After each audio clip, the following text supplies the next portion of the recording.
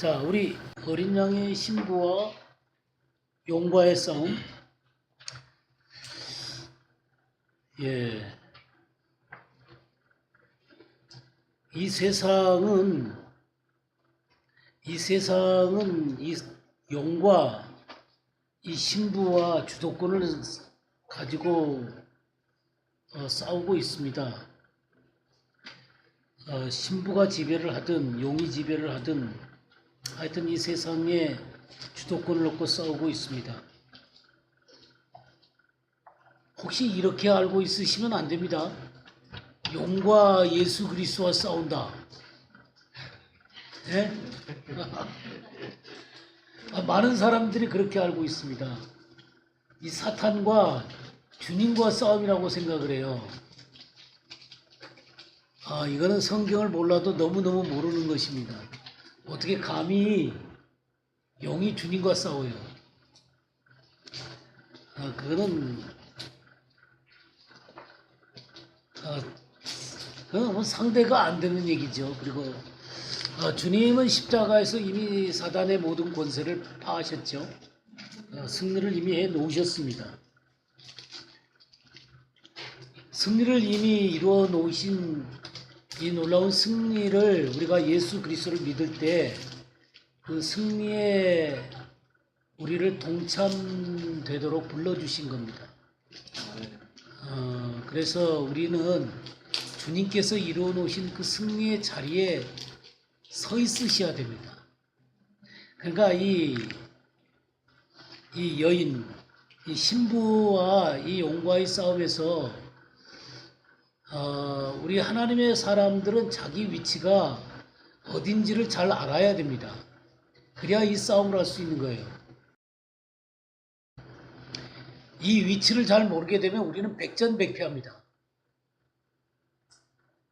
그러나 우리가 서 있는 위치, 또 예수 그리스도가 승리한 그 위치 가운데 서 있게 되면 우리는 담대하게 승리할 수가 있고 또 주님의 영광을 선포할 수가 있고 이 세상 가운데서 주님의 영광을 드러낼 수 있는 그런 자들로 서 있을 수가 있습니다. 그러니까 우리는 주님이 승리해 놓은 싸움 위에 서서 승리를 선포하는 사람들입니다. 승리를 쟁취하기 위해서 싸우는 사람들이 아니라 승리해 놓은 위치 가운데서 승리를 선포하며 살아가는 사람들입니다. 그 차이를 잘 이해를 하셔야만 합니다. 그러면 이 신부를 1번 문제가 미혹한다 그랬잖아요. 그죠? 사단은 하나님께 나가려는 어린 양의 신부를 미혹하는 거예요. 미혹. 근데 뭐에 대해서 미혹을 하냐면 진리에서 떠나도록 미혹을 하는 것입니다. 그러니까 진리에 서 있지 못하도록 미혹하는 거예요. 이 미혹이 하나 있고 또 하나의 미혹은 뭐냐면 마땅히 주님의 신부로서 살아야 될 삶에서 그 순결한 삶에서 떠나서 이 음녀의 길을 걸어갈 수 있도록 우리 미혹하는 것입니다. 그러니까 사단의 미혹이라고 하는 것은 진리에 대한 미혹이 하나 있고 우리의 삶을 순결하고 거룩한 자리에서 떠나서 죄와 타협하도록 이 세상과 타협하도록 우리를 미혹하는 것을 볼 수 있습니다. 그러니까 이 미혹의 문제는 진리의 문제와 삶의 문제라는 사실을 이해를 하는 게 참 중요할 것 같아요. 그래서 이 바울 사도가 우리를 정결한 처녀로 하나님 앞에 중매를 할 때, 우리 주 예수 그리스도께 중매를 할 때 진실함과 깨끗함에서 부패할까 두렵다 그랬잖아요. 그러니까 진실함, 그러니까 하나님의 진리에 어긋나지 않도록 또 깨끗함, 우리의 삶에서 깨끗함에서 벗어나지 않도록 우리를 중매하려고 하는 것이죠. 그렇게 서 있어야만 하는 것입니다. 자, 2번 문제를 보겠습니다. 여자가 낳으려고 하는 아이는 누구인가? 이 여자가 아이를 베어 해산하게 되매 아파서 애를 쓰며 부르짖더라. 5절. 여자가 아들을 낳으니 이는 장차 철장으로 만국을 다스릴 남자라. 그 아이를 하나님 앞과 그 보좌 앞으로 올려가더니. 예, 예수 그리스도죠. 예, 우리는 이미 이 여자에 대해서 공부를 했죠. 이 여자가 누구죠? 이스라엘. 그리고 또 이 12장 후반부에 가게 되면 교회. 그래서 이스라엘과 교회가 한 세 사람 된 여인이다라는 사실을 공부를 했죠. 예. 주님의 신부는 한 세 사람 된 여인입니다.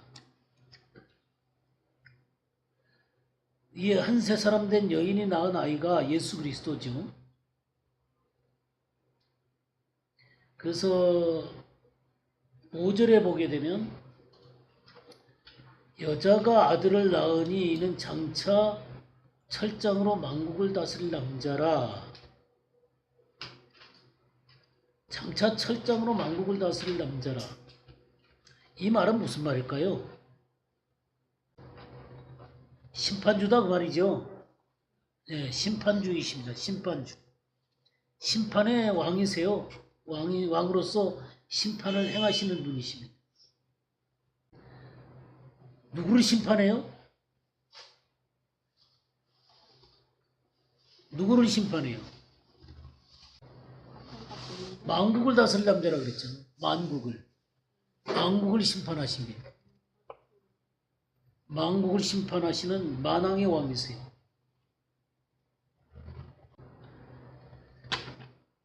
이분이 예수 그리스도시죠. 근데 이렇게 심판을 하시기 전에 장차 철장으로 만국을 다스릴 남자인데 그 다음에 뭐라 그랬어요? 그 아이를 하나님 앞과 그 보좌 앞으로 올려가더라 그랬죠. 그럼 이 말이 뭔 말이에요? 하나님 앞과 그 보좌 앞으로 올려간다는 건? 예, 그렇죠. 구속을 완성하시고 십자가에서 구속을 완성하시고 그리고 부활하신 다음에 승천하시는 얘기를 하는 거예요. 그 아이를 하나님 앞과 그 보좌 앞으로 올려가더라. 그리고 예수 그리스도가 어디 계시는 거예요? 네, 하나님 우편에 앉아 계시게 되는 것이죠. 그러면 예수 그리스도가 십자가에 짊어지심으로 만국을 이렇게 그 철장으로 다스리기 전에 주님께서 이 땅 가운데서 십자가를 짊어지셨는데 이 십자가를 짊어지심으로 일어난 일들이 어떤 것들이 있어요? 십자가를 짊어지심으로 일어난 일들이 어떤 게 있습니까? 예, 우리 죄를 눈과 같이 이게 해주신 것이죠. 눈과 같이 이게 해주셔서 하나님과 우리를 화목하게 만들어 주셨죠. 그걸로 끝난가요?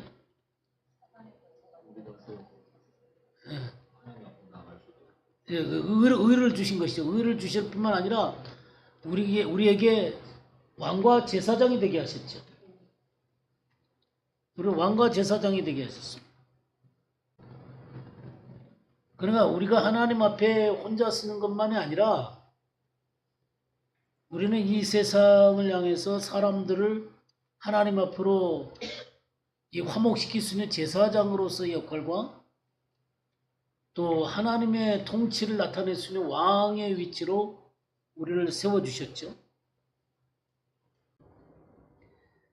그리고 예수 그리스도가 또 하신 일이 뭐예요? 십자가에서? 예, 사단을 멸하셨죠. 사단을 멸하셨습니다. 우리 요한일서를 한번 보겠습니다. 요한일서 3장 7절 8절 보겠습니다. 자녀들아 아무도 너희를 미혹하지 못하게 하라. 의를 행하는 자는 그 의로우신 것 같이 이롭고 죄를 지는 자는 마귀에게 속하나니 마귀는 처음부터 범죄한다. 하나님의 아들이 나타나신 것은 마귀의 일을 멸하려 하십니다. 예. 아들이 나타나신 것은 뭐를 멸하러 왔다 그랬어요? 마귀의 일을 멸하러 오셨다 그런 얘기죠. 마귀의 일을 멸하러 오셨다. 이 멸하다는 게 소용없게 만들다, 깨트리다, 뭐 그런 뜻을 갖고 있습니다. 이 마귀의 권세를 깨뜨리신 것이죠. 그리고 아주 무용지물로 만들어 놓으셨습니다. 이 말을 히브리서 2장 14절 15절도 한번 볼까요? 자녀들은 혈과 육에 속하였으니 그것 또한 같은 모양으로 혈과 육을 함께 지니시면 죽음을 통하여 죽음의 세력을 잡은 자 곧 마귀를 멸하시며 또 죽기를 무서워함으로 한평생 매어 종로를 타는 모든 자들을 놓아주려 하시니 예, 여기서도 마귀를 멸하셨다 그랬잖아요. 마귀를 멸하셨다. 마귀의 그 권세를 무용지물로 만들어 놓으셨습니다. 그래서 우리들을 자유케 하셨어요. 사단의 권세에서부터 자유케 하셔서 영광스러운 하나님의 백성이 되게 하셨습니다.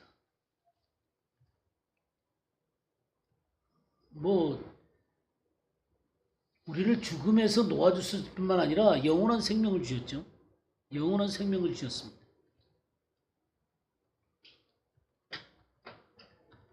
이 영원한 생명을 갖고 생명의 삶을 살 수 있도록 우리를 만들어 놓으신 거예요. 근데 이 분이 바로 다시 오시는 것이죠.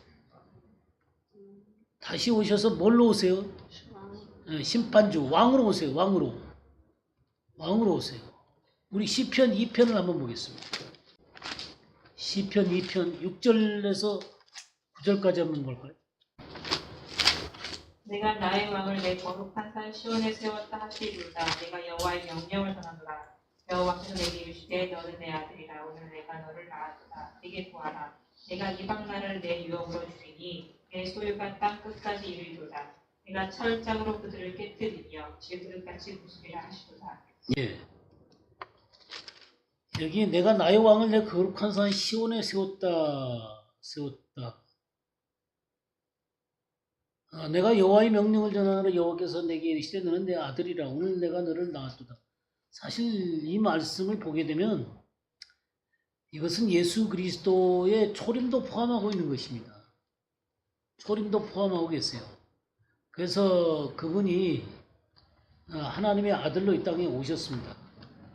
그래서 왕으로 이 땅에 오셨지만 그때는 우리의 구속의 문제와 관련 있게 오신 것이죠. 그리고 예수 그리스도를 믿는 사람들 속에 왕으로 오셨어요. 그렇지만 또 주님의 재림도 또한 이 말씀에 포함되어져 있습니다. 그래서 8절 보세요. 내게 구하라. 내가 이방 나라를 내 유업으로 주르니 내 소유가 땅 끝까지 이르리로다. 그래서 이 복음을 통해서 세계 선교가 이루어지게 되고 세계 선교가 이루어졌죠. 그죠? 그러면서 이제 이 복음으로 세상 나라 가운데 전해졌지만 그러나 완벽하게 모든 악이 일소되어지게 되고 완전한 하나님 나라가 이루어지게 되려면은 천년 왕국이 돼야 되겠죠. 그죠? 그래서 그렇게 하기 위해서 9절에 보면 내가 철장으로 그들을 깨뜨리며 질그릇같이 부수리라 하시도다. 모든 악을 이 철장으로 심판하시는 것입니다. 그런 내용들이 이 시편 2편에 적혀져 있습니다. 그래서 우리가 이 시편 2편을 보게 되면 예수 그리스도의 초림과 재림이 함께 들어있다는 사실들을 잘 보는 게 참 중요할 것 같습니다.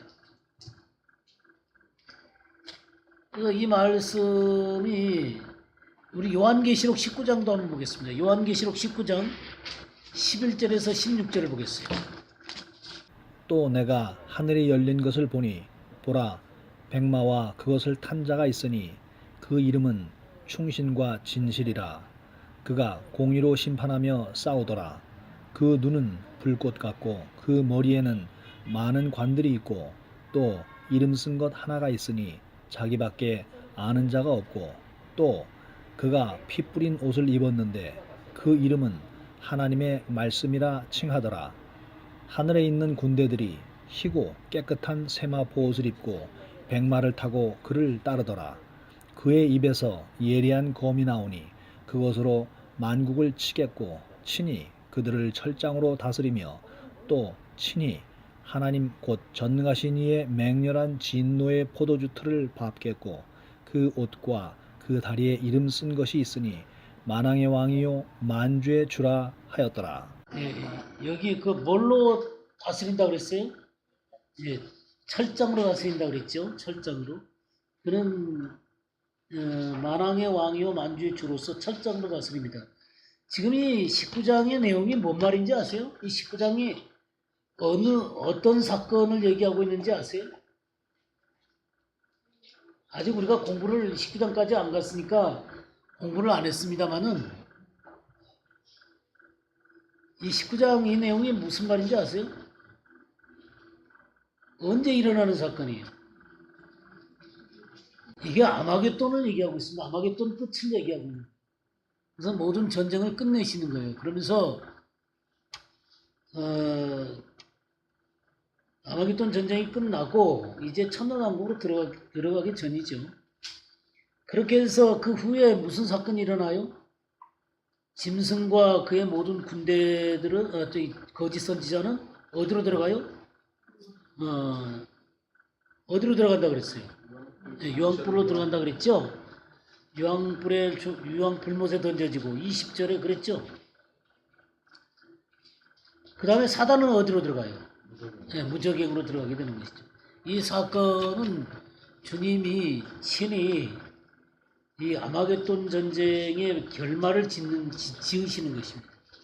그럴 때 철장으로 질그릇처럼 깨뜨리시는 것들을 볼 수가 있습니다. 그러니까 이 예수 그리스도는 우리의 구속을 완성하신 구세주실 뿐만 아니라 또 왕으로서 만왕의 왕으로서 심판하시고 다스릴 분으로 오시게 되는 것들을 볼 수가 있습니다. 자, 3번 문제를 보도록 하겠습니다. 여자는 어디로 피하는가? 왜 피하는가? 어떻게 피하는가? 요한계시록 12장 6절과 14절. 그 여자가 광야로 도망하매 거기서 1260일 동안 그를 양육하기 위하여 하나님께서 예비한 곳이 있더라. 그 여자가 큰 독수리의 두 날개를 받아 광야 자기 곳으로 날아가 거기서 그 뱀의 낯을 피하여 한 때와 두 때와 반 때를 양육받으매. 여기 14절에 한 때와 두 때와 반 때 그랬죠. 이게 3년 반이죠. 환란 전반기 3년 반입니다. 여기 6절에도 그 여자가 광야로 도망가며 거기서 1260일 동안 양육을 받는다 그랬죠. 이 1260일도 3년 반이에요. 똑같은 것을 얘기하고 있는 거예요. 보조 설명이죠. 어디로 피해요? 광야로 피합니다. 광야가 어디예요? 그래서 이 광야로 피하기 때문에 어떤 분들이 몽고에다 땅을 사가야 된다 그러더라고요. 네, 몽고에 맞아요? 어디에요? 몽고는 그래도 저기 황박한 데니까 피할 수 있는 곳이 있을 수도 있겠네요. 그죠? 뭐 그런 곳일 수도 있겠고, 광야는 세련되지 않은 곳이잖아요. 그죠?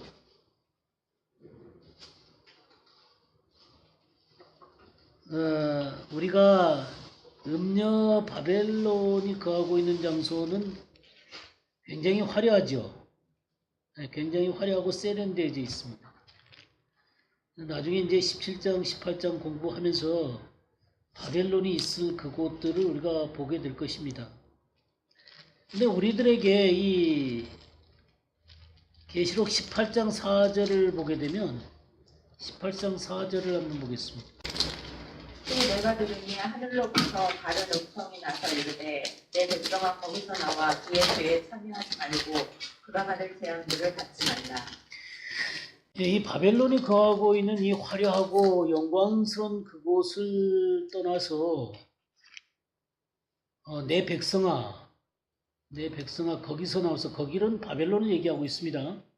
17장 18장이 전부 다 바벨론 얘기니까 바벨론에서부터 나와서 그의 죄에 참여하지 말고 그가 받을 재앙을 받지 말라 그랬어요. 그럼 이 음녀 바벨론의 삶에 동화되지 말라는 얘기잖아요. 그죠? 이 음녀 바벨론의 이 교리, 그러니까 말씀을 변개시키는 것에서 떠나야만 하고 또 실질적으로 그들의 삶의 태도를 떠나야만 하는 것입니다. 그러니까 똑같은 삶을 살 수는 없는 얘기죠. 그러면 여기서 거기서 나와서 우리는 광야로 가야 되는 것이죠. 광야. 그럼 광야는 의미적인 장소입니까? 실제적인 장소입니까? 이게 다 같이 공존하는 거죠. 예, 그렇죠. 예. 의미적인 장소이기도 하고 장소적인 의미도 갖고 있습니다. 그러니까 의미적인 것일 수도 있죠. 그러니까 실질적으로 그들의 그 진리를 변개시키는 것하고 또 삶이 타락된 그것을 본받지 말아야 되는 의미도 있는 것이지만 실질적으로 그런 것들을 배우기 위해 하나님 앞에 제대로 우리가 서기 위해서는 그들과 같이 있는 장소 가운데서 떨어져 나와야만 합니다. 분리가 일어나야 돼요. 분리가 일어나야만 우리는 우리 거룩을 유지할 수 있습니다. 근데 이 다시 12장에 돌아오시면 광야로 도망하는데 이 12장 14절 다시 한번 보겠습니다. 그 여자가 큰 독수리의 두 날개를 받아 광야 자기 곳. 광야 어디요? 예, 자기 곳이에요. 자기 곳. 광야인데 광야 자기 곳이 있어요. 자기 곳이라고 하는 것은 그 사람의 합당한 곳입니다. 그냥 한꺼번에 한 곳으로 가는 게 아니라 주님이 하나님의 백성들을 각자에게 맞는 처소로 이렇게 보내시는 거예요. 각자 자기 곳이 있어요.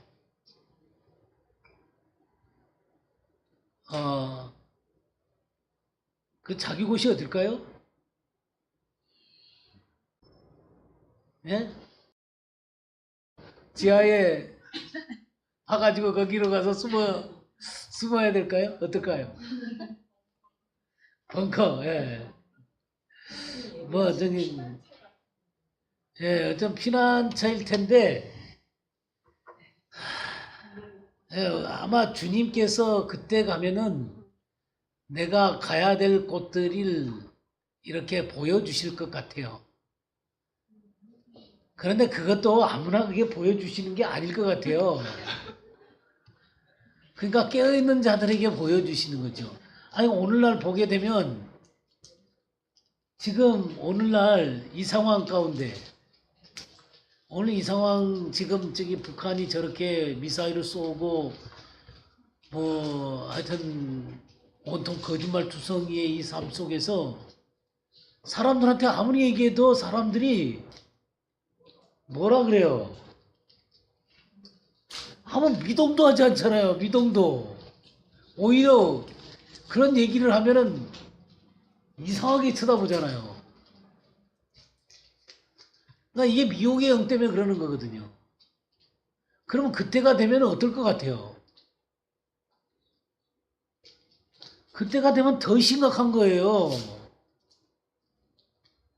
그때가 되면은 이 음녀 바벨론의 삶이 아주 그냥 뭐랄까 가장 경건한 사람들이 사는 모습일 거라고 생각을 할 겁니다. 그렇게 되면 바벨론에서 나와라 얘기하면 당신 미쳤어 그럴 거란 말이에요. 네, 그러니까 이 하나님의 말씀을 바르게 배운다거나 또 영적으로 깊이 하나님의 말씀 가운데서 우리가 깨어있지 않으면 우리는 그 당시의 상황 속에서 깨어있는 생각을 할 수가 없습니다. 아무리 주님께서 말씀을 해도 알아들을 수가 없어요. 그러면 그런 하나님의 말씀으로 우리가 깨어 있어야만 가능한 거다 이 말이에요. 제가 그런 말씀한 거 기억나세요? 지금은 겟셈의 시대다. 우리 한번 볼까요? 에스겔서 34장 26절 한번 볼까요? 내가 그들에게 복을 내리며 내 사면 모든 것도 복되게 하며 때를 따라 비를 내리되 복된 장마비를 내리리라. 예, 옛날 성경은 복된 장마비, 지금 성경은 복된 소낙비, 예, 수낙비를 내린다 그러죠. 성경에 이른 비와 늦은 비가 있죠. 이른 비를 보통 뭐라 그래요? 첫 번째 성령이 오셨을 때 이른 비가 왔다고 얘기하죠. 그러니까 첫 번째 이 말씀이 증거가 되고 성령이 오셨을 때 그걸 이른 비라 그래요. 보통 이른 비. 이른 비라는 게 히브리어로 마타르 요레예요. 마타르 요레. 마타르 요레. 일찍 내리는 비예요. 보통 11월 달 정도에 내리는 비입니다. 이 마타르라는 말이 빈데 이 마타르 요레라 그래요. 그다음에 늦은 비를 우리가 얘기할 때 그거는 뭐냐면 마타르 말코시라고 불러요. 말코시. 이 마타르 말코시인데 이거는 보통 이제 2, 3월 그러니까 늦게는 3, 4월 그러니까 2월 말부터 시작한 4월 초까지 내리는 요 비를 늦은 비라 그래요. 늦은 비. 근데 요 중간에 내리는 비가 있어요. 12월이나 1월, 2월 사이에 이 내리는 비가 있습니다. 이게 바로 겟셈이에요. 겟셈. 여기 복된 장마비. 겟셈 브라카. 예, 그러니까 이 축복의 단비라 그래요. 축복의 단비. 그래서 이스라엘 백성들은 겨울에 비가 내리면 뭐라고 하냐면 브라카 그래요. 브라카. 그러고 우산도 안 씁니다. 우산도 안 쓰고 비 오는 걸 맞아요. 왜냐하면 이 비가 오면 그 비가 부족한 나라잖아요. 그러니까 비가 오면은 이게 나중에 이제 추수나 그런 것들을 위해서 이 물이 저장되고 그러니까 너무 좋은 거죠. 그러니까 복된 비죠. 근데 사실 이 성경에 복된 장마비라 그랬단 말이에요. 복된 소낙비. 그러니까 이거는 주님께서 마지막 때 주시는 말씀에 대한 의미거든요. 사실은.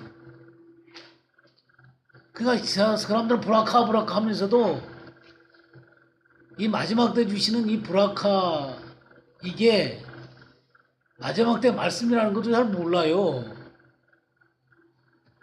지금 이 에스겔서 34장부터 여러분들이 쭉 읽어보시게 되면 이 에스겔서 34, 35, 36, 37 이 장들이 이스라엘의 회복과 관련있는 말씀이에요. 그러니까 이스라엘의 회복 문제와 더불어 지금 이 복된 소낙비에 대해서 얘기를 하고 있는 거예요. 한번 볼까요, 그러면? 34장 25절에서 31절까지 한번 읽어볼까요? 내가 또 그들과 화평의 언약을 맺고 악한 짐승을 그 땅에서 그치게 하리니 그들이 비인들에서 평안히 거하며 숲을 가운데서 잘지라. 내가 그들에게 복을 내리고 내 산 사방에 복을 내리며 때를 따라 소낙비를 내리되 복된 소낙비를 내리리라.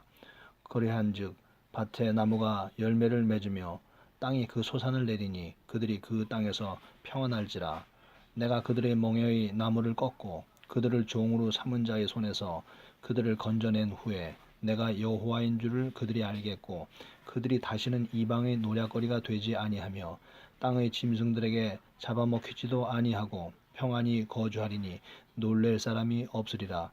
내가 그들을 위하여 파종할 좋은 땅을 일으키리니 그들이 다시는 그 땅에서 기근으로 멸망하지 아니할지며 다시는 여러 나라의 수치를 받지 아니할지라. 그들이 내가 여호와 그들의 하나님이며 그들과 함께 있는 줄을 알고 그들 곧 이스라엘 족속이 내 백성인 줄 알리라. 주 여호와의 말씀이라. 내 양 곧 내 초장의 양 너희는 사람이요 나는 너희 하나님이라. 주 여호와의 말씀이니라. 31절 보세요. 내 양, 곧 내 초장의 양 그랬죠. 너희는 뭐라 그랬어요? 사람. 그러니까 이 땅을 푸르게 만들어서 그들로 거주하게 한다는 것이죠.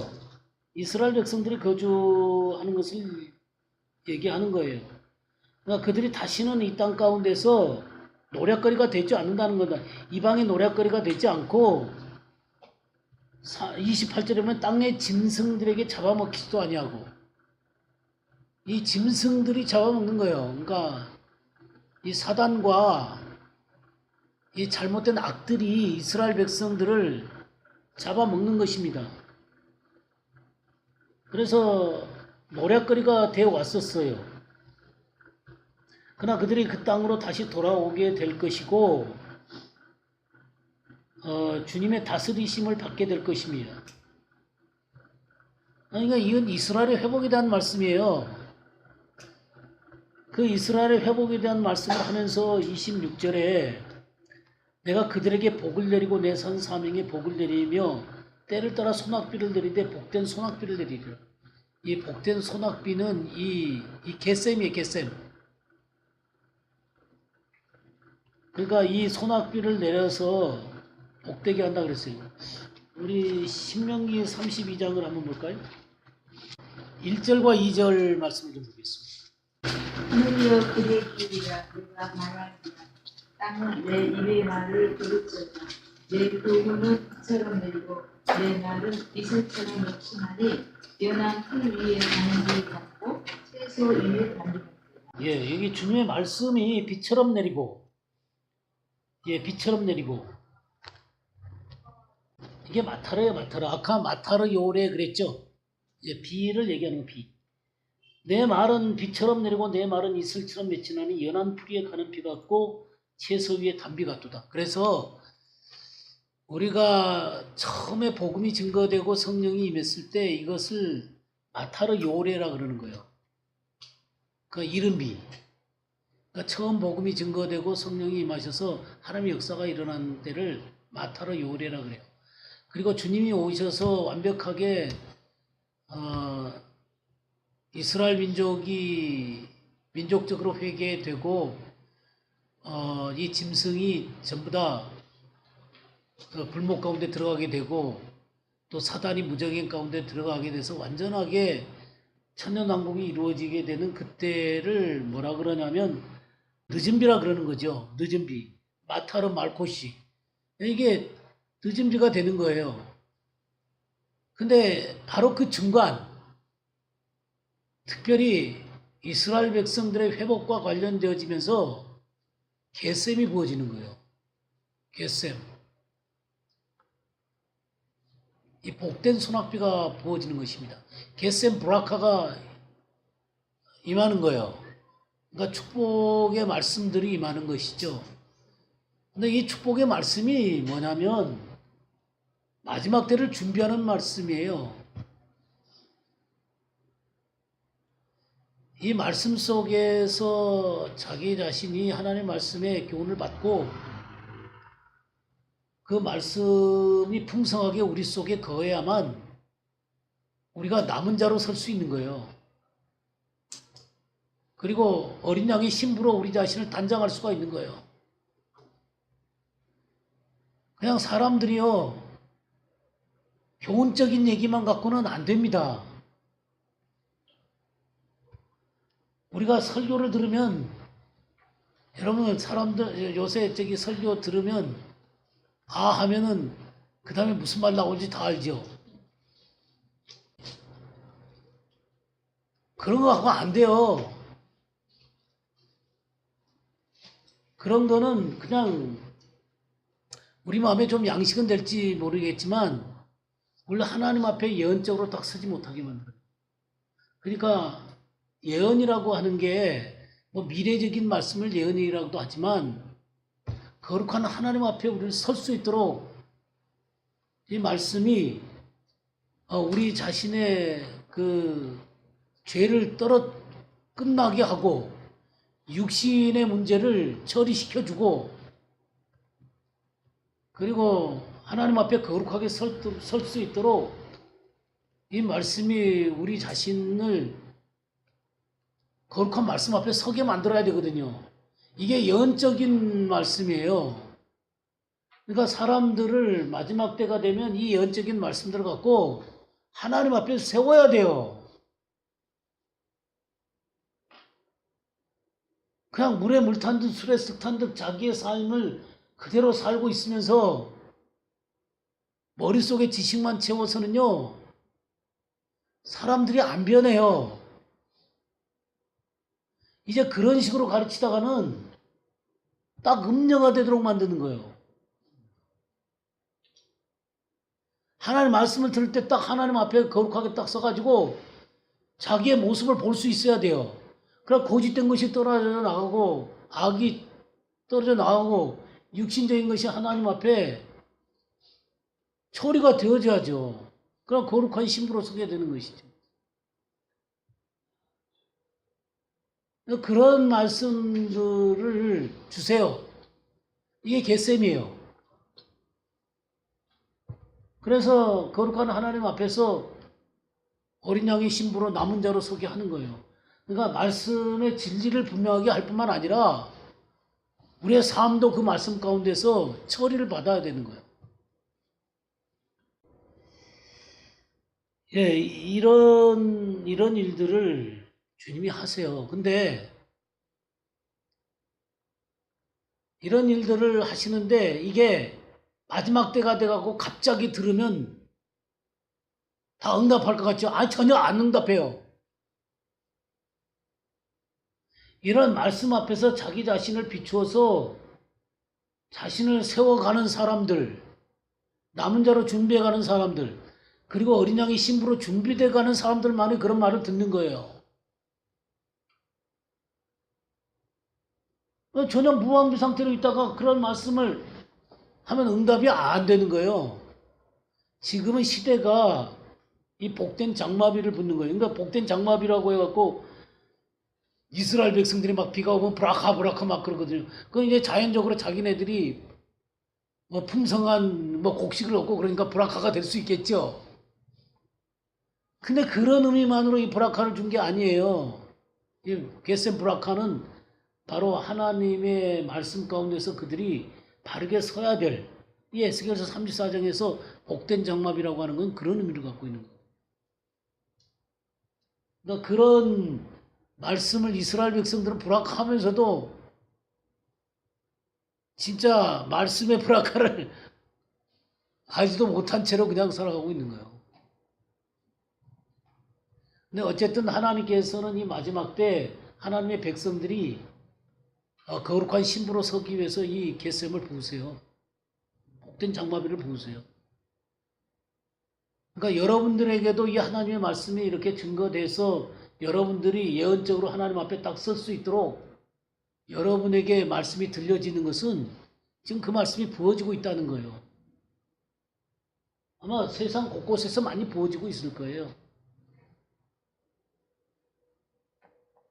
그러니까 이제는 그냥 적당히 살 수 있는 시대는 아니에요. 적당히 살면 우리는 틀림없이 음녀의 길로 들어서게 돼 있습니다. 그냥 종교 생활하는 사람으로 끝나게 되는 거예요. 깨어서 어린 양의 신부로서 자기 자신을 단장하는 사람들이 안 됩니다. 우리 야고보서 4장 4절에서 6절 한번 볼까요?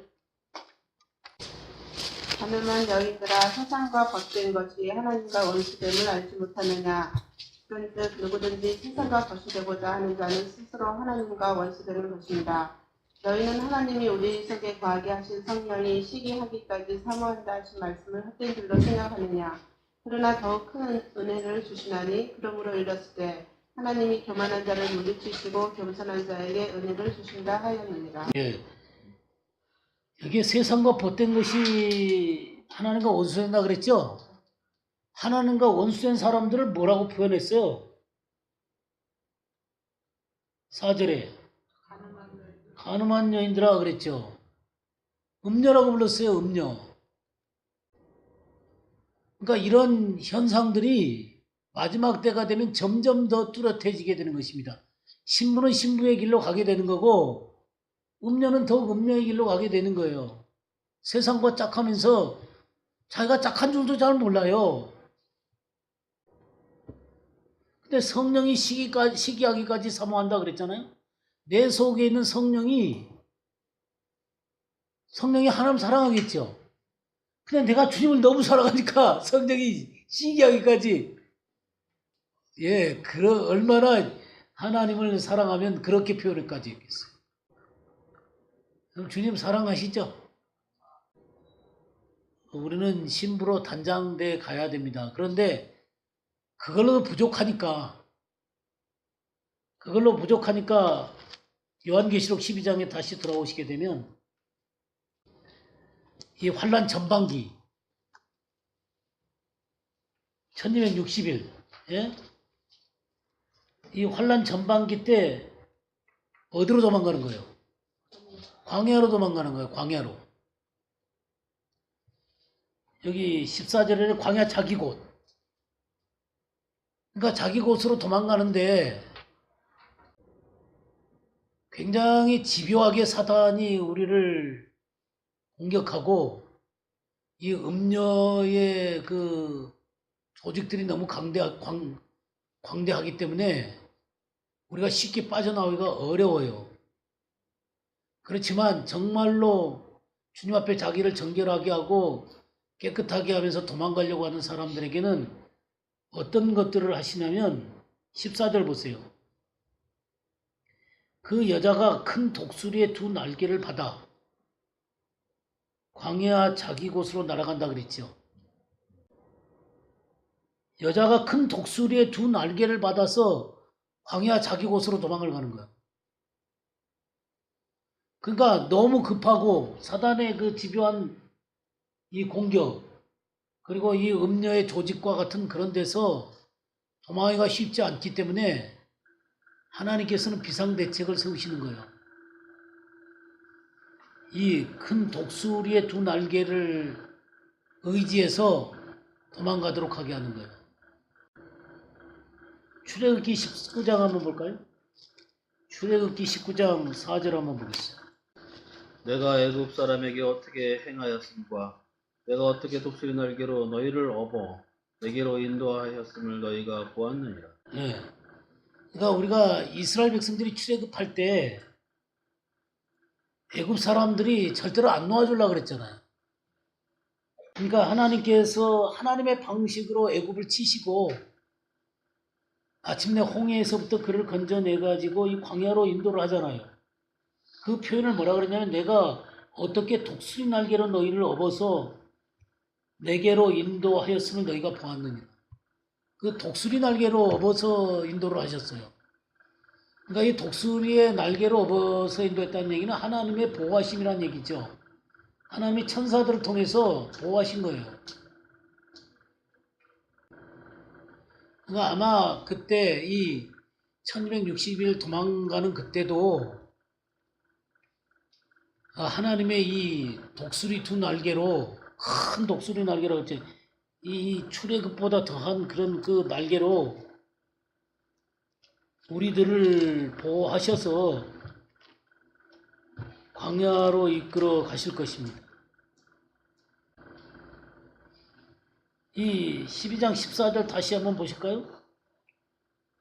광야 자기 큰 독수리의 두 날개를 받아 광야 자기 곳으로 날아가 거기서 뭐를 피했어요? 뱀의 낯을 피하여 한때와 두때와 반때를 양육받으리라. 뱀의 낯을 피하는 거니까 사단이 얼마나 집요하게 수색하고 하나님의 백성들을 파멸시키려고 하는 그런 일들을 벌이고 있다는 것들을 볼 수 있어요. 아마 그때는 전자적인 이런 그 시스템이라든가 뭐 하여튼 그 음료들의 조직이라든가 이런 것들이 굉장할 거예요. 그럼에도 불구하고 하나님의 이 큰 독수리의 두 날개로 우리들이 피할 곳으로 인도를 하실 것입니다. 출애굽할 때 어떻게 이스라엘 백성들이 그 강대한 제국의 그 손안에서 빠져나올 수가 있었겠어요? 그런 것처럼 우리가 이 마지막 때에도 이 사단의 이 무서운 전자 시스템이라든가 또 그런 조직들 가운데서 우리가 빠져나올 때 쉽지 않겠죠, 그죠? 그렇지만 하나님의 도우심의 손길이 있을 것입니다.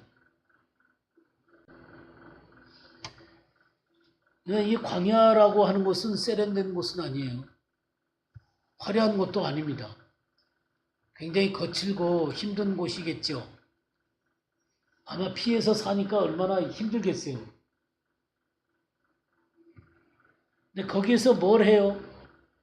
양육을 받습니다. 양육을 받아요. 지금 이렇게 우리가 양육을 받고 있잖아요. 하나님의 말씀으로 양육을 받듯이 그때는 두 증인에 의해서 양육을 받는 거예요.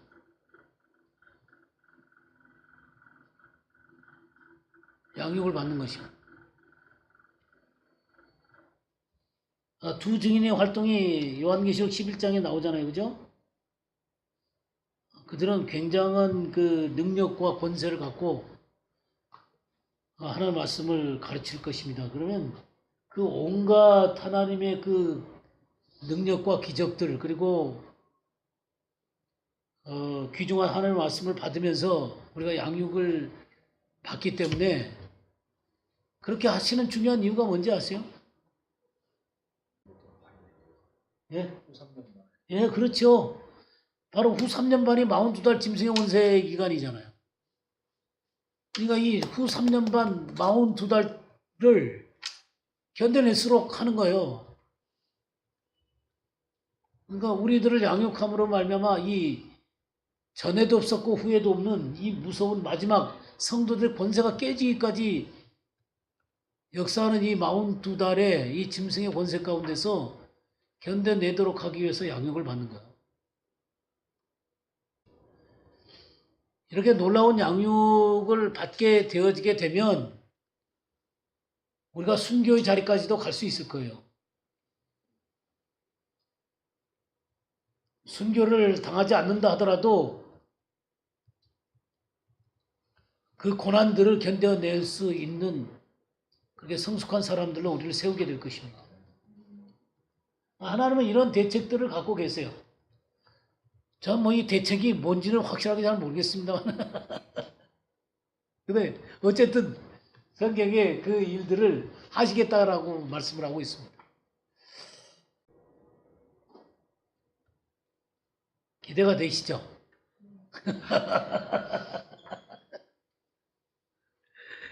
근데 어쨌든 가장 중요한 문제는 지금부터 여러분들이 진리편에 서는 법을 배우셔야 돼요. 신부는 진리편에 서 있는 하나님의 백성들을 신부라 그러는 거예요. 하나님의 진리의 말씀 가운데 견고하게 서야만 합니다. 우리 요한복음 8장을 한번 볼까요? 8장 41절에서 47절까지 한번 읽어봐 주시기 바랍니다. 31절에서 47절까지. 그러므로 예수께서 자기를 믿은 유대인들에게 이르시되 너희가 내 말에 거하면 참으로 내 제자가 되고 진리를 알지니 진리가 너희를 자유롭게 하리라. 그들이 대답하되 우리가 아브라함의 자손이라 남의 종이 된 적이 없거늘 어찌하여 우리가 자유롭게 되리라 하느냐. 예수께서 대답하시되 진실로 진실로 너희에게 이르노니 죄를 범하는 자마다 죄의 종이라.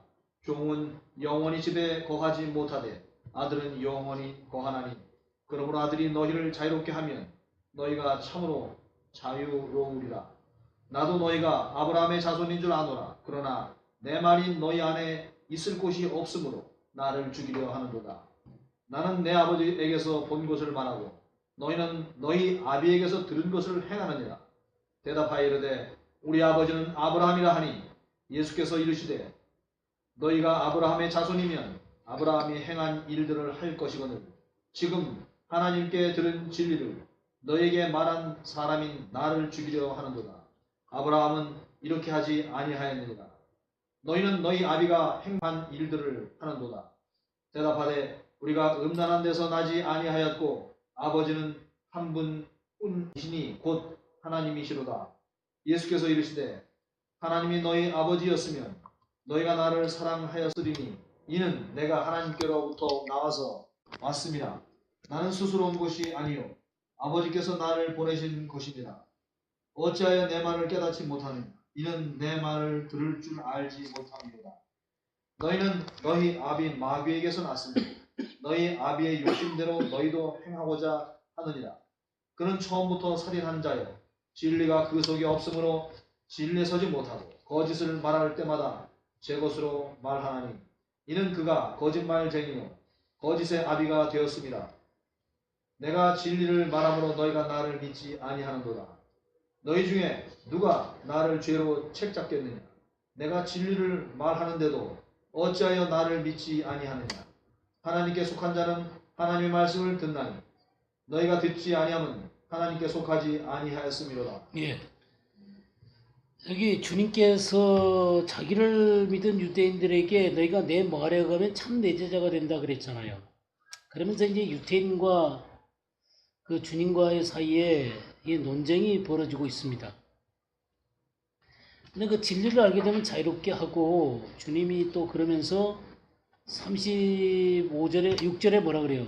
아들이 너희를 자유롭게 하면 너희가 참으로 자유로우리라 그랬죠. 그러면서 죄를 범하는 자마다 죄의 종이다 그런 얘기를 했어요. 34절에는. 그러니까 참된 진리. 그러니까 우리가 주님의 말씀을 믿고 주님의 말씀 안에 거하게 되면 우리가 구원을 받을 뿐만 아니라 의를 행하게 되거든요.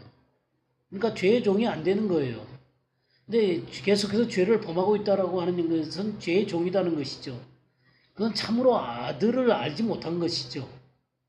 아들 예수 그리스도가 우리를 자유케 하면 참으로 자유한 사람이 되게 되는 거거든요. 죄를 용서받았을 뿐만 아니라 죄를 이기는 삶을 살 수 있으니까 죄에 대해서 자유로운 거예요. 그래서 주님이 뭔 얘기를 하냐면 37절 같은 얘기를 해요. 나도 너희가 아브라함의 자손인 줄 아노라. 그러나 내 말이 너희 안에 있을 곳이 없으므로 나를 죽이려 하는도다. 그러니까 육신적으로는 지금 이 유태인들은 뭐냐면 아브라함 자손이에요. 아브라함 자손인데 아브라함의 행사는 안 하는 거예요. 아브라함이 정말 하나님을 믿은 것처럼 그렇게 주님을 믿지 않는 거예요. 그러니까 자기네들은 또 뭐라 하냐면 우리는 하나님이 우리 아버지다 그래요. 하나님이 우리 아버지다. 그러니까 41절 보세요. 너희는 너희 아비가 행한 일들을 하는가 대답하되 우리가 음나는 데서 나지 아니하였고 아버지는 한 분뿐이시니 곧 하나님이시로다. 저희는 하나님의 백성이라고 생각하는 거예요. 그리고 아브라함의 자손이라고 생각하는 거예요. 근데 주님의 대답은 뭐예요? 42절. 예수께서 이르시되 하나님이 너희의 아버지였으면 너희가 나를 사랑하였으리니 이는 내가 하나님께로부터 나와서 왔음이라. 나는 스스로 온 것이 아니요 아버지께서 나를 보내신 것이니라. 그러면서 내 말을 깨닫지 못한다라고 얘기해요. 깨닫지 못하니 이는 내 말을 들을 줄 알지 못합니다. 그러니까 이 사람들은 겉으로는 하나님을 믿는 사람들이에요. 아브라함의 자손이에요. 그러니까 종교적으로는 진짜 진정한 이스라엘에 속해 있는 사람들이에요. 근데 예수 그리스도의 말씀을 들을 수가 없어요. 그분의 말씀이 거하지를 않아요. 그러니까 참된 진리는 그 속에 없어요. 그럼 오늘날 한번 생각해 보세요. 전 교회 다닙니다. 하나님을 믿습니다. 사람들 그렇게 얘기하겠죠. 그러면 아브라함의 행사를 해야 되고 예수님의 말씀이 거해야 되고 예수님의 말씀을 따라 살아야죠. 그럼 그렇게 안 하면서 저 교회 다닙니다. 또는 하나님 믿습니다. 그럼 주님이 뭐라고 말씀하시겠어요? 44절. 너희는 너희 아비 마귀에게서 났으니 너희 아버지의 억심대로 너희도 행하고자 하느니라.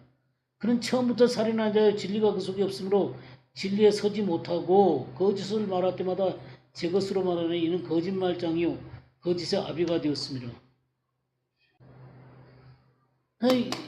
그래서 47절 보세요. 하나님께 속한 자는 하나님의 말씀을 듣나니 너희가 듣지 아니하면 하나님께 속하지 아니하였습니다. 이 듣는다는 게 뭔 말이에요? 그 말씀을 믿고 지킨다는 것을 얘기하는 거예요. 51절 보세요. 51절. 진실로 진실로 너희에게 이르노니 사람이 내 말을 지키면 영원히 죽음을 보지 아니하리. 그러니까 믿으면 지키게 되는 거예요. 그러니까 이렇게 종교적인 생활을 한다고 주님이 인정해 주는 게 아니라 진리가 그 속에 거하고 진리를 따라 사는 사람이어야 해. 그게 진정으로 주님을 믿는 거예요. 그래서 이 참된 신부는 진리 가운데 서 있는 사람들이 주님의 신부입니다. 이게 맞습니까? 예? 지금 오늘날 교인들한테 하는 얘기하고 똑같잖아요. 그죠? 그래요?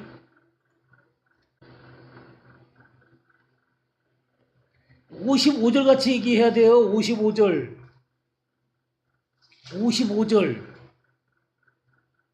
너희는 그를 알지 못하되 나는 아노니 만일 내가 알지 못한다 하면 나도 너희같이 거짓말장이가 되리라. 나는 그를 알고 또 그의 말씀을 뭐라 그랬어요? 네. 그의 말씀을 지키노라. 그러니까 주님을 바르게 알면 지킨다 그 말이에요. 예, 하여튼 이 진리의 말씀 앞에 바르게 쓰셔야 됩니다. 제가 지금 요한복음 8장을 가지고 제 얘기를 한 거예요? 그냥 읽어드린 거예요?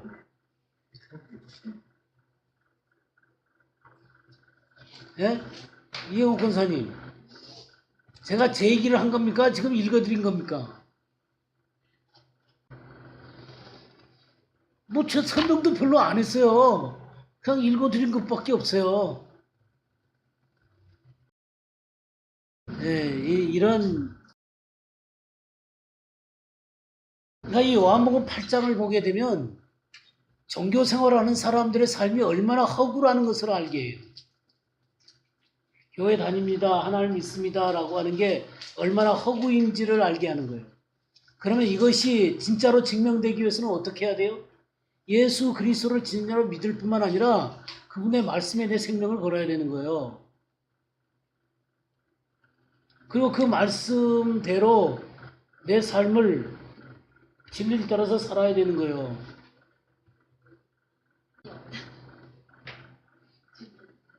그냥 이 요한복음 8장을 읽어보세요. 제가 말을 하면 좀 목사님은 좀 너무 지나친 것 같아요 라고 할 것 같아갖고 그냥 요한복음 8장을 읽으세요.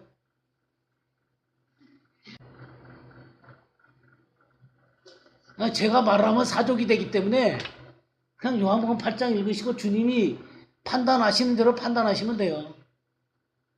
저보고 제가 판단 기준의 사람이 아니기 때문에 제가 잘못하다 덧붙이거나 빼거나 하면 곤란할 거 아니에요. 그죠? 그냥 요한복음 8장 있는 대로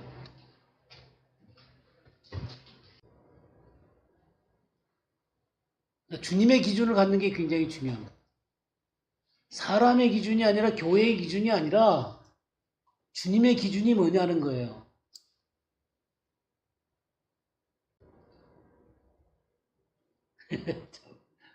어렵죠, 그죠?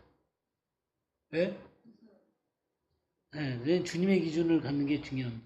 근데 사실 하나님의 말씀이 제대로 마음 가운데 들어가게 되면 어렵지 않아요. 그리고 그 말씀이 우리를 지키는 것을 발견해요.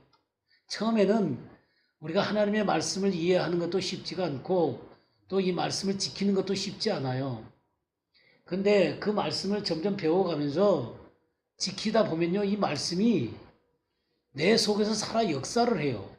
그리고 나를 붙들어요, 이 말씀이. 그래서 그 말씀 가운데 거하도록 이끌어가게 되는 거예요. 그러면서 자유가 와요.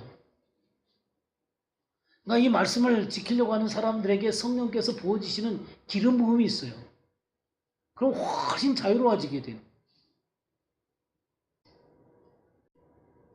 예, 네 번째 문제 보겠습니다. 종은 여인이 무엇으로 떠내려가게 하려 하는가?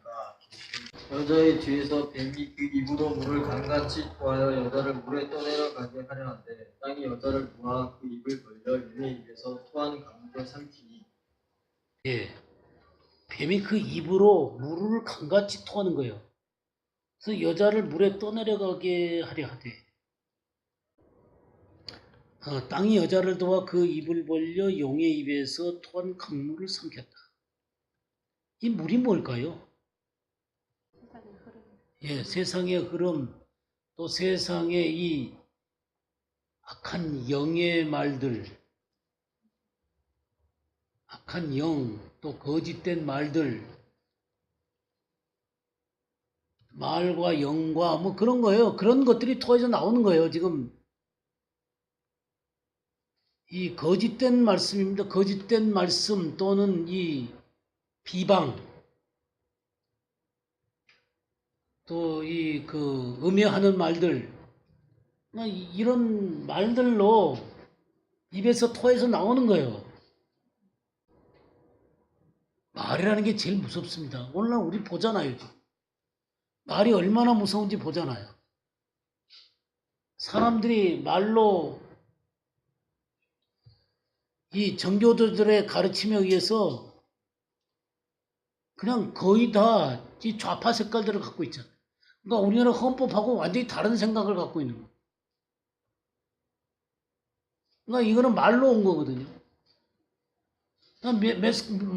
이 매스컴들이 전부 다 그냥 말로 하잖아요. 말. 그러니까 사람들이 거기에 세뇌를 당해갖고 진실이 뭔지도 모르는 거예요. 그냥 이재용이가 그냥 다 죄 범한 거예요. 박근혜도 죄 범한 거.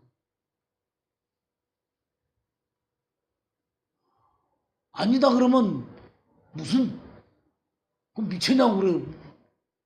박근혜 죄가 없다고 얘기하면 미쳤냐고 그래요.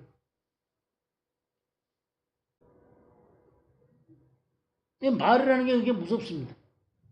이 사단의 입에서 이 여인에 대한 비난의 말들, 또 거짓들, 그 비질레 영들이 막 쏟아져 나오는 거예요.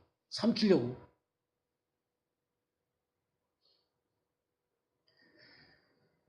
우리 시편 한번 볼까요? 시편 69편 한번 보겠습니다.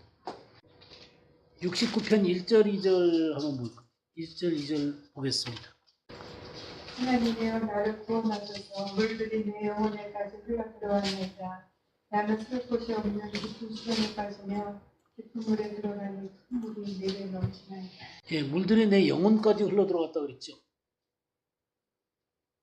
예, 물들이 내 영혼까지 흘러 들어갔고 설 곳이 없는 깊은 수렁에 빠지며 깊은 물에 들어가니 큰 물이 내게 넘친다 그랬어요. 13절 15절도 읽어주시겠어요?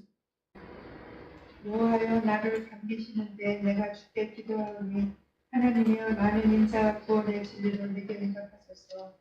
나를 수렁에서 건지사 빠지지 말게 하시고 나를 미워하는 자에게서 깊은 물에서 건지소서.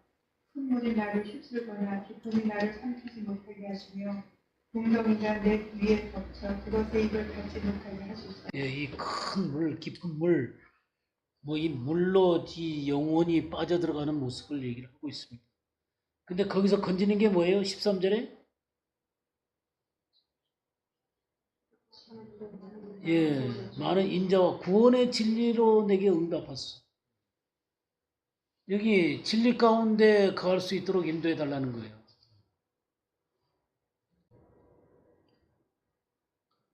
사단이 이와 같이 이 비진리로 우리들을 무너뜨리려고 하는 것이죠.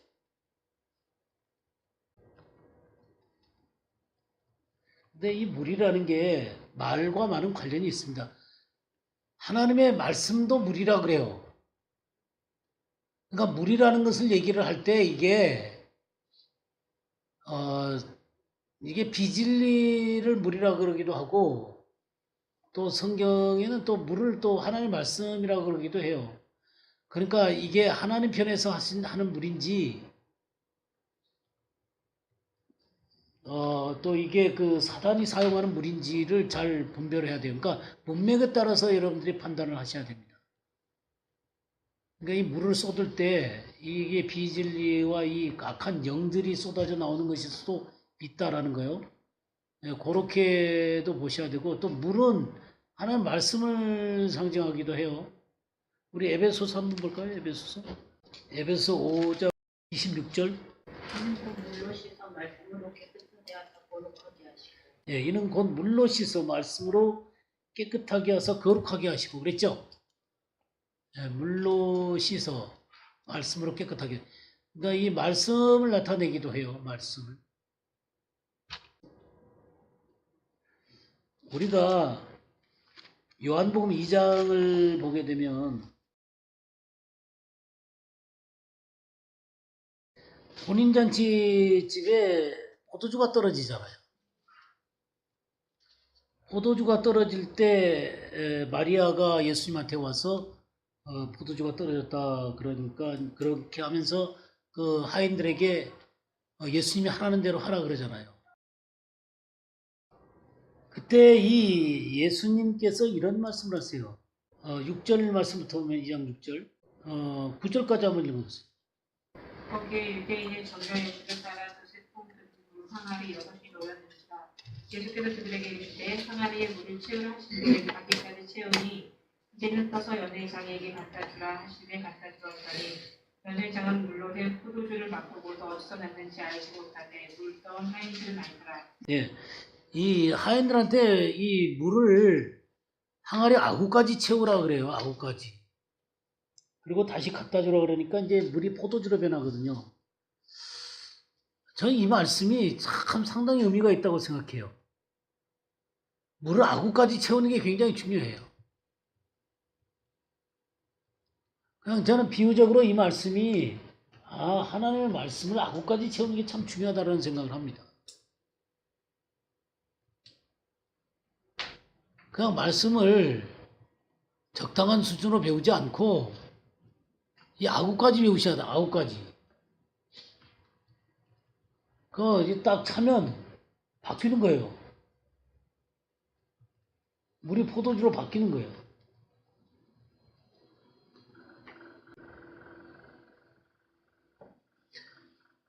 예, 어쨌든 사단은 이와 같은 방식으로 이 여자를 이 비난하는 말, 거짓의 말, 그리고 이 의미하는 영들이 이렇게 역사함으로 말미암아 이 여인을 삼키려고 하지만 하나님이 어떻게 하셔요?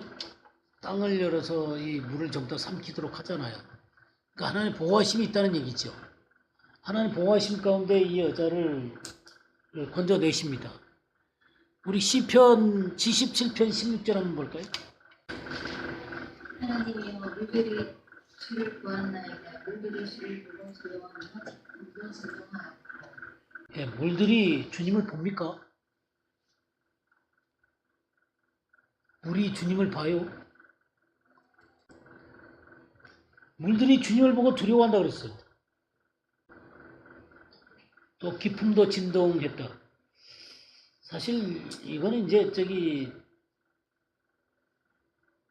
출애굽할 때 이 물들이 서고 또 물들이 주님에 의해서 그 명령을 받은 그런 모습들을 묘사한 장면이에요. 하지만 이 물들도 하나님의 권능 앞에 굴복할 수밖에 없습니다.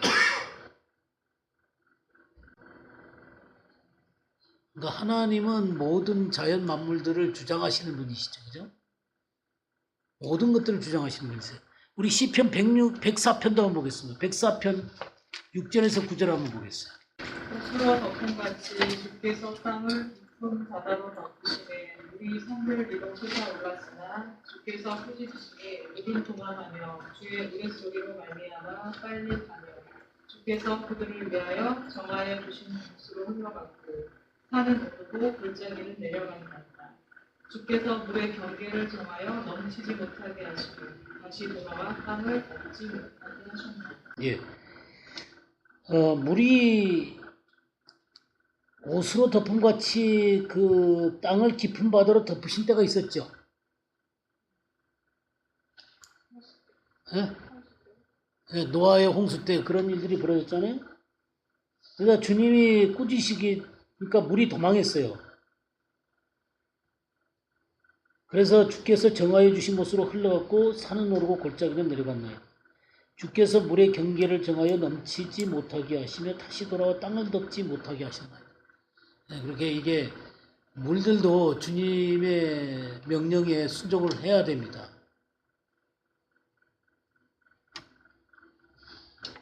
주께서는 모든 상황들 속에서 이 여인을 보호하시는 거예요.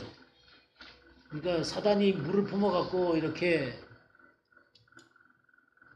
여인을 완전히 덮으려고 할 때 땅이 입을 열어가지고 그 여인을 건져내듯이 하나님께서 보호하실 것입니다.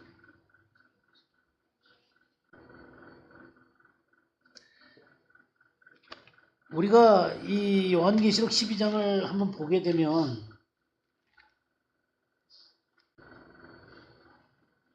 이 사단은 하는 일들마다 실패를 합니다. 우리는 하나님 앞에 대적했다가 하늘에서 쫓겨난 거 아시죠? 하늘에서 쫓겨가고 지금 공중에 권세 잡은 자로 있습니다만은 5번 문제를 보겠습니다. 우리 5번 문제 보면서 더 얘기를 하죠. 용은 누구에게 패하여 땅으로 쫓겨 내려간다. 계시록 12장 7절에서 10절 말씀.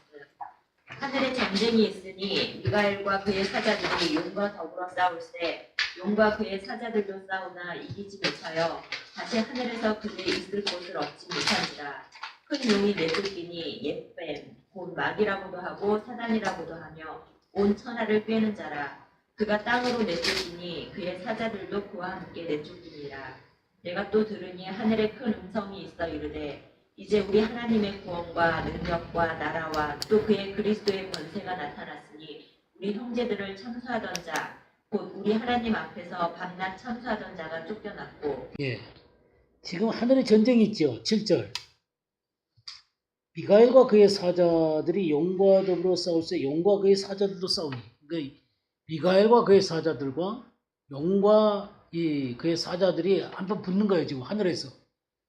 여기 하늘은 하나님 보좌가 있는 하늘이 아닙니다. 하나님 보좌가 있는 하늘에서 사단이 쫓겨 내려왔죠. 우리는 이사야 14장에 보게 되면 그 하늘에서 쫓겨 내려온 장면이 나오죠. 하나님과 비기려다가 쫓겨 내려오게 돼요. 그리고 현재 이 사단은 어디에 진을 치고 있냐면 이 공중에 진을 치고 있어요. 그러니까 하늘이라고 얘기할 때는 보좌가 있는 하늘이 있고, 그 다음에 이 공중에 권세 잡은 자가 진을 치고 있는 이 공중 하늘이 있어요. 이게 이제 2층 천이라 그러죠. 그 다음에 우리가 말하는 이 대기권에 이 하늘이 있는 것이죠. 이 우주에 하늘이 있는 거죠. 그래서 이게 세 개의 이 하늘로 나누어지게 되는 것이죠. 그래서 우리가 하늘이라고 성경이 쓸 때 이게 스카이인지 또 이게 그 사단이 거주하고 있는 이 공중 하늘을 얘기하는 것인지 그리고 보좌가 있는 하늘을 얘기하는 것인지 그런 것들을 잘 볼 필요가 있어요. 여기 전쟁은 이미 용이 하늘에서 쫓겨 내려가고 공중에 진을 치고 있는 여기에서 붙는 거예요. 여기에서 전쟁이 있는 거예요. 전쟁이 있는 것이죠. 그래서 이 미가엘한테 패해가지고 8절 이기지 못하여 다시 하늘에서 그들이 있을 곳을 얻지 못한지라. 이제 다시는 공중에서부터 내쫓기는 거예요. 이 2층 천에서부터 쫓겨 내려오는 것입니다. 그래갖고 이 땅에 이제 거주할 수밖에 없어요. 땅으로 내쫓기는 겁니다. 이때가 언제 일어나는 사건이냐면 이게 전반기 그 환란 전반기 1260일에 막판에서 일어나는 거예요. 막판에서 일어나는 거예요. 그러니까 사단은 하늘에서도 내쫓기고 보좌가 있는 하늘에서 내쫓기고 미가엘 때문에 또 이 공중에서도 내쫓기고 그래갖고 이 여자 여자를 또 뭐 어떻게 했어요? 막 물 분내 가지고 크게 분내 가지고 내려와 그럼 막 물로 저기 그 여러 가지 뭐 다 저기 그 뭐야 여자를 핍박하려니까 여자가 광야로 도망갈 가버리고 또 여자를 또 비난해갖고 또 많은 물로 그냥 이 여자를 삼켜버리려 그러니까 땅이 또 입을 열어갖고 이 여자를 구해주고 그러니까 하는 일들마다 자꾸 실패를 하는 거예요. 17절 보세요. 용이 여자에게 분노하여 돌아가서 분노하는 거예요. 분노하여 돌아가서 그 여자의 남은 자손 곧 하나님의 계명을 지키며 예수의 증거를 가진 자들과 더불어 싸우려고 바다 모래 위에 서 있더라. 이제 막판 싸움을 하려고 모래 위에 서 있는 것입니다. 이 얘기는 이미 제가 드렸죠. 13장에서 그래서 무적행에서 이 짐승을 나오게 한다는 것 얘기했었죠. 이렇게 용은 하는 것마다 다 실패를 합니다. 그 하나님께서는 진실로 하나님을 쫓는 사람들을 위한 대책들을 갖고 계십니다. 진실로 하나님을 쫓는 사람들 위해서 대책을 갖고 있기 때문에 두려워하지 마시고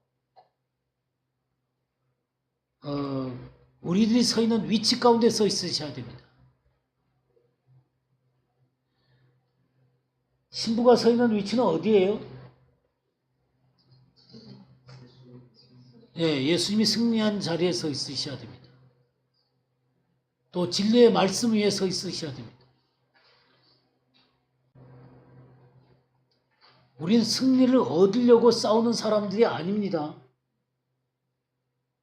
승리한 자리에서 싸우는 사람들이에요.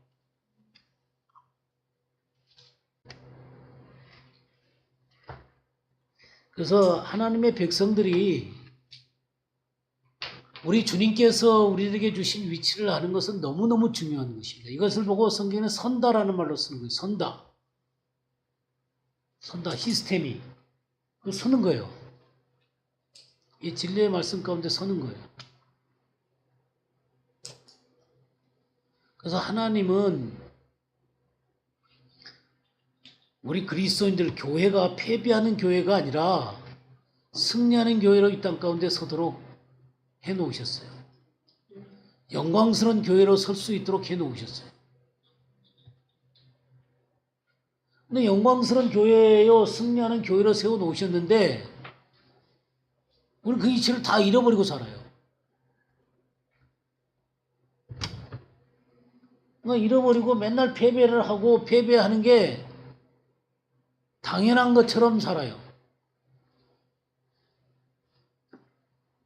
우리는 사탄과 대적할 수 없다라고 자꾸 생각해요. 그렇죠. 우리 힘만으로는 사탄을 대적할 수 없죠. 우리 힘으로 사탄을 이겨가지고 어떻게 이기겠어요? 초능력을 가진 사단하고 저기 그 육신적인 힘밖에 없는 우리들이 어떻게 사탄과 싸워요? 우리는 절대 사탄과 싸워서 이길 수 없어요. 주님이 승리해놓은 그 자리에 서서 우리는 그 승리한 자리 가운데서 주님이 주신 권세와 주님이 주신 말씀, 진리를 갖고 대적을 하는 거예요. 그럼 마귀를 대적하라 그러면 피하리라 그랬잖아요. 그러니까 그것은 우리 힘으로 마귀와 싸워서 피하게 만들라 이런 얘기가 아니에요. 주님이 이미 승리한 것을 선포함으로 말미암아 그리고 마귀와 이미 패배한 것을 선포함으로 말미암아 담대하게 주 예수의 이름으로 그들의 권세를 묶고 쫓아내는 거예요. 그러니까 사탄과 전쟁을 하는 거 아니에요, 우리가.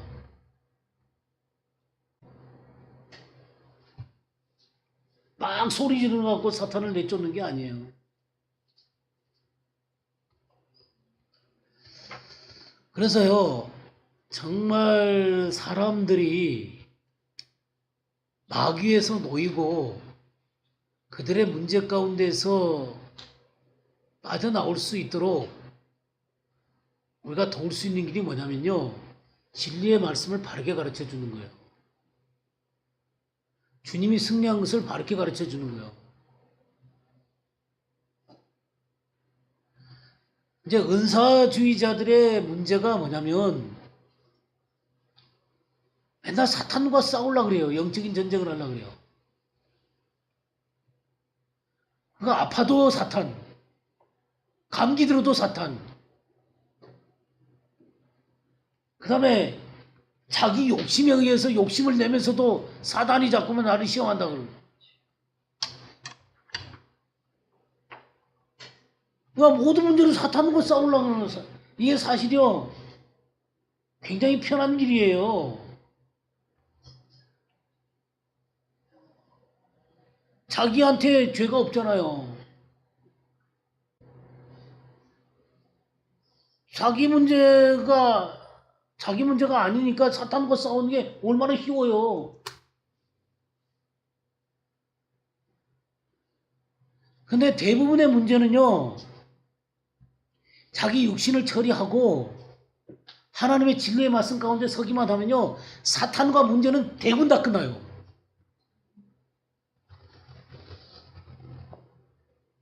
진리의 말씀으로 채워지고 우리가 성숙하면 걸릴 문제가 별로 없어요. 자유로워져요. 사탄과 굳이 전쟁 안 해도 돼요.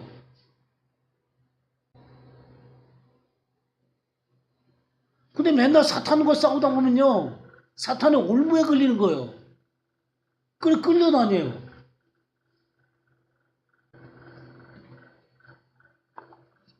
그냥 사탄이 속에서 역사를 하니까 그거를 사탄을 내쫓는다고 막 토하고.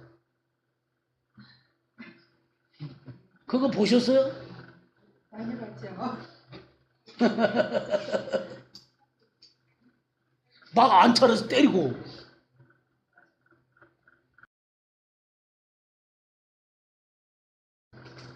그러니까 마귀가 역사하는 것은 세 가지의 이게 사탄의 삼일체라 그러는데, 사탄의 삼일체라는 게 뭐냐면 사단, 그리고 세상의 것들, 그리고 인간의 육신, 요 세 가지가 한꺼번에 역사해서 죄를 범하게 하는 거예요. 그러니까 사단이 세상의 휘황차라는 것을 보여주면서 우리 속에 있는 욕심을 자꾸 충동시키는 거예요. 그렇게 함으로 잘못된 대로 나아가게 하는 것이죠. 그러니까 사단의 욕심이라고 하는 건 자기 욕심하고 똑같은 거예요. 그러니까 자기 욕심 때문에 사탄의 욕심으로 끌려가는 거예요. 사단은 이런 세 가지 방식으로 역사를 하는 거예요. 근데 거기에서 내 육신이 처리가 되진 사람들은 세상 것으로 사탄이 유혹을 해도 중간에 매개체가 없잖아요. 그러니까 응답하는 게 없잖아. 끊어져 버리니까. 그러니까 우리가 자유로워지는 거야. 그러나 이 육신의 문제가 처리가 안 된 사람은 세상의 모든 것이 육신의 정욕과 안목의 정욕과 이성의 자랑이잖아. 그럼 육신의 정욕과 이성의 자랑과 이 안목의 정욕들을 갖고 우리 유혹을 하게 되면 어떻게 돼요? 끌려가게 되는 거죠. 하여튼 돈 많은 사람들이라든가 뭐 세상의 화려함이라든가 또 우리들의 음란한 것들을 유혹을 할 때 이 자아들이 처리가 안 된 사람들은 끌려다니는 거예요. 그러니까 이 문제가 처리되는 사람들은 사단이 아무리 유혹을 해도 별로 그 문제에 대해서 관여를 안 해요. 끌려다니질 않아요. 그래서 진정한 성숙이라는 것은 이 자아의 문제가 처리돼야 진정한 성숙으로 가게 되는 거고요. 주님에게 진정한 순종을 하게 되는 거예요. 그러면 이 자아가 처리되는 것들을 위해서는 하나님의 진리의 말씀을 바르게 배워서 주님이 이 자아를 처리해 놓으신 것을 보셔야 돼요. 그리고 하나님의 말씀을 따라서 이 말씀이 차곡차곡 내 속에 쌓이면서 우리 육신의 것들을 이제 처리해 가는 거예요. 하나하나 죽여가는 거. 그러면서 주님이 내 삶 가운데 더욱더욱 드러나게 되는 거예요. 그러면서 성령께서 나를 점점 다스려 가게 되는 것이죠. 그러면 점점 자유로워지는 거예요. 그래서 의의 길을 걸어가게 되는 거죠.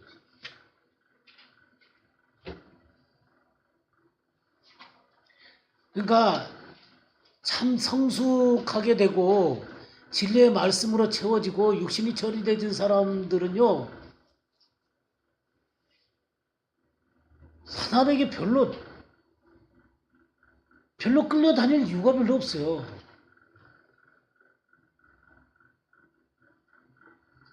뭐 자기 그 문제를 해결하면 될 걸 갖다가 모든 게 사탄이야. 이래도 사탄이 유혹하고 저래도 사탄이 시험하고 뭐 감기 들려도 사탄이 시험하고 욕심이 생겨도 사탄이 나를 시험한다 그러고, 그래갖고 하나님의 말씀으로 자기 자신을 처리를 하고 하나님의 말씀에 대한 신뢰를 가지면 좋은데 막 토하려고 그래.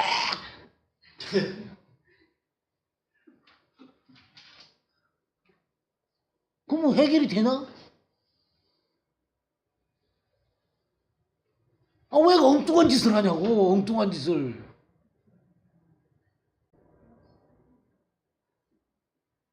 그럼 하나님 말씀으로 자유로워지면 될 거 아니에요. 너희가 내 말에 가면 참 내 제자고 진리를 할지니 진리가 너희를 자유케 한다 그랬잖아요. 아들이 너희를 자유하면 참으로 자유하리라. 왜 참다운 주님의 길을 빼놓고 엉뚱한 짓을 하고 있냐고.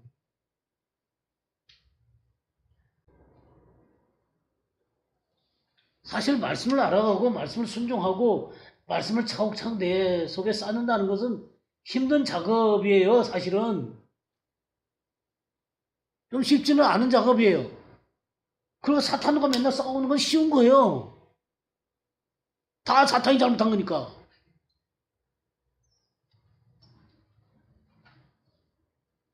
그럼 맨날 사탄 싸워.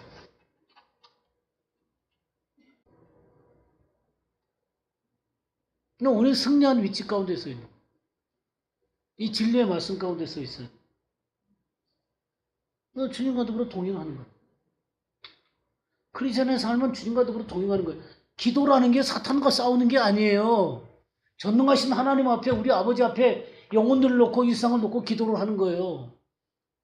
그리고 만약 사탄과 싸운다면 어떻게 싸우셔야 되냐면, 진리에 서서 너 사탄아, 내가 주 예수의 이름으로 너를 묶노니 네가 하는 모든 계계들은 파일저다, 이렇게 선포를 하셔야 되는 거예요.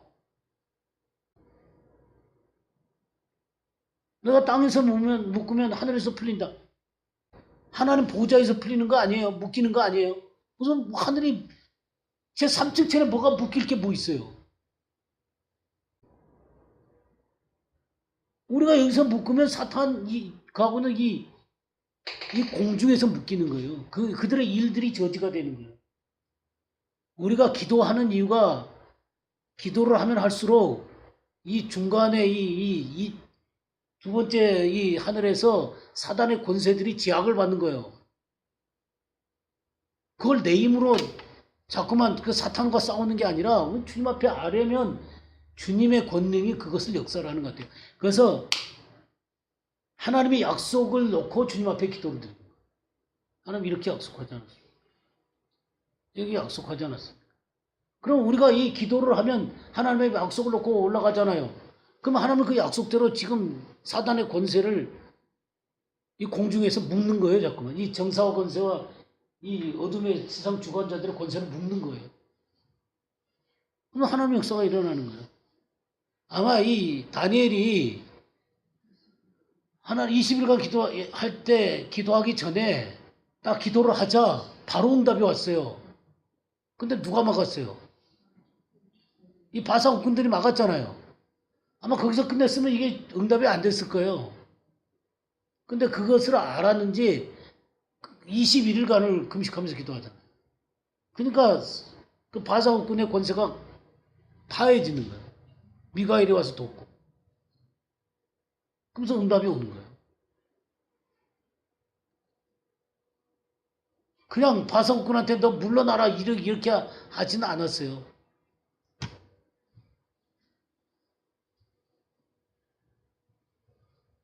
하나님 앞에 이 약속된 거, 그러니까 이스라엘 백성들이 70년 만에 풀리라는 그런 약속이 있었으니까 그 약속을 하나님 앞에 아뢰고 알려드린 거예요. 그러니까 하나님이 응답을 하시고 역사를 하신 거예요. 근데 그건 다니엘은 사실 다니엘은 사실 우리보다 훨씬 불리한 입장이에요. 왜 예수님 안 계셨으니까. 예수님이 사탄을 이미 폐해 놓지 않은 상태에서 기도를 한 거거든요. 근데 우리는 이미 폐해 놓은 것까지도 알고 있고 막을 대적하면 피하리라 그랬잖아요. 주님의 이름으로 대적하면 피할 것 피하잖아요. 그러니까 그 권세도 갖고 있는 우리가 하나님 앞에 기도를 드립니다.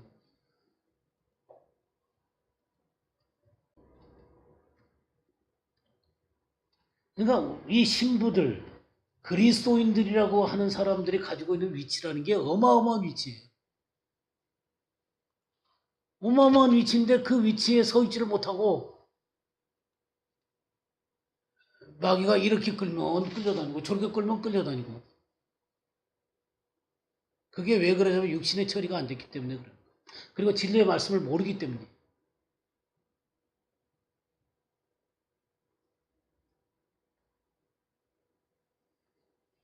그러니까 여러분들이 승리한 위치, 영광스러운 여러분의 위치를 담대히 선포하시기를 바랍니다.